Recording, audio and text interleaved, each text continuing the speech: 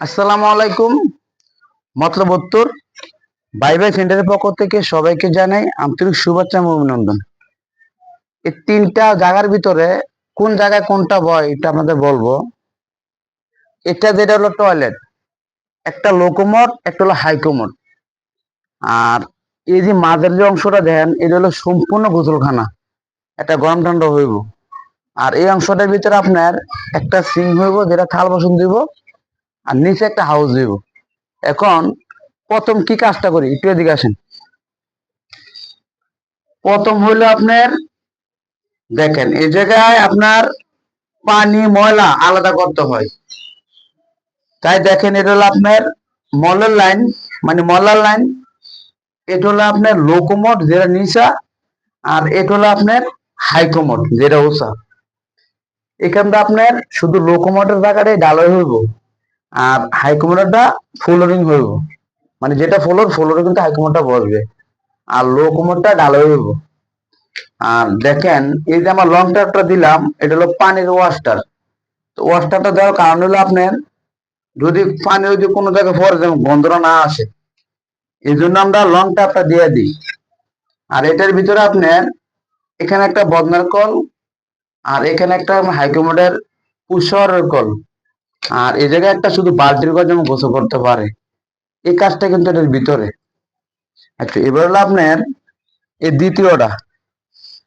দ্বিতীয়টার ভিতরে আপনার কি কাজ আছে একটু আপনাদের বলবো। এটা শুধু সম্পূর্ণ যা আছে এটা গোসলখানা।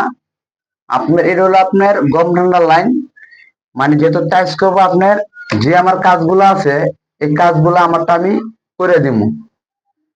এটা হলো গরম ঠান্ডা লাইন, শুধু এই দেওয়ালের মধ্যে আপনার জন্য হইব, বালতির কল হইব। আর এটা সম্পূর্ণ গোসলখানা। এখানে একটা ওয়াশটা রইব যেটা আপনার গোসল করলে যে পানিটা আপনার ওয়াশটা দিয়ে আপনার সরে যাবো গা। এই এটার কাজ কিন্তু এতটুকুই। আচ্ছা, এবার হলো তৃতীয়টা।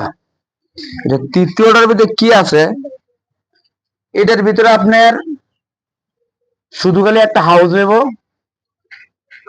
এখানে একটা সিম দিব, মানে সিমটার কাজ হলো আপনার যেমন থাল বাসন ধুতে পারে। তো মূলত কিন্তু এটার কাজ কিন্তু এটাই। আচ্ছা, এবার একটু পিছে একটু কাজ আছে।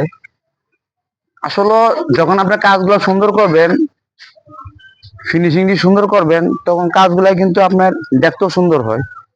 আচ্ছা, এই হলো মূলত ফিচার কাজটা একটু দেখাই।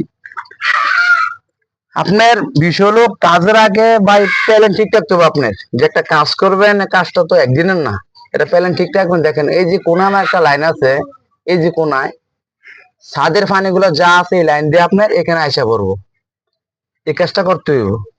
আর এটা হলো আপনার মলার লাইন, যে যে মলাগুলো পড়া মলার দিব আপনার উপরে, এবং যে পানির লাইনটা থাকবো নিচে, মানে উঠে নিচে পাইপ থাকবো।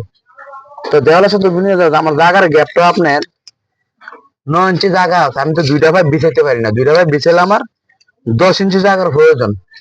আচ্ছা, ওই নয়ের ভিতরে আপনার প্রথমে একটা নিচে পাইপ নিবো, এটা হলো মলার লাইন। এটার উপরে আবার নিবো পানির লাইন। এইভাবে কাজটা করলে আমার কাজটা সুন্দর হইব, এবং এই পানির সাথে আমি পানি লাইন আবার জয়েন দিতে পারবো। খাদের যে পানিগুলো আছে এই পানির সাথে দিয়ে দেবো, তাহলে এই লাইনটা আবার দেওয়া আছে আপনার ফুসকুনির ভিতরে, সব পানি ফুসকুনি চলে যাবো গা। আর এই ময়লাটা আপনার দেন এখানে আইন না, এই যে জায়গাটা বেশি দূরত্ব না, একটু সামনে দেন। এই যে এখানে আপনার একটা টাঙ্কি আছে। আচ্ছা, মূলত কিন্তু আপনার দেশে এই টাঙ্কি দিয়ে মানে চাক দিয়ে কিন্তু মূলত অনেকে আপনার এটাই খরচ করে, হাউস একটু কম করে। তো দেখেন এই ট্যাঙ্কিটা আমাদের, এই ট্যাঙ্কিটা আগে দেওয়া ছিল, এই ট্যাঙ্কির ভিতরে এখন আমরা লাইন দিয়ে দিব। তাহলে আপনার এই তিনটার আর হলো আপনার উপরে পানি, যতগুলা পানি আছে একটা পার দিয়ে যাবো গা। আর দুইটার যে মলার লাইন, লো কোমোড এবং হাই কোমোড, এই লাইনের ফ্যানটা শুধু এই জায়গায় আসবে। তো এই কাজটা তো এখন আপনার নিচে কাজটা দেখালাম। তো ভিডিওতে আমার সবসময় আপনারা পাশে থাকবেন। আমি আশা করি যে ভিডিও দেখলে আপনারা অনেক সময় অনেক কিছু বুঝতে পারবেন, যে কাজের কোয়ালিটি কিভাবে কি সুন্দর হয়। আমি কিন্তু বলে দিই ভিডিওগুলা। সকলেই ভালো থাকবেন, আর আমার জন্য দোয়া করবেন। বদনা করেন।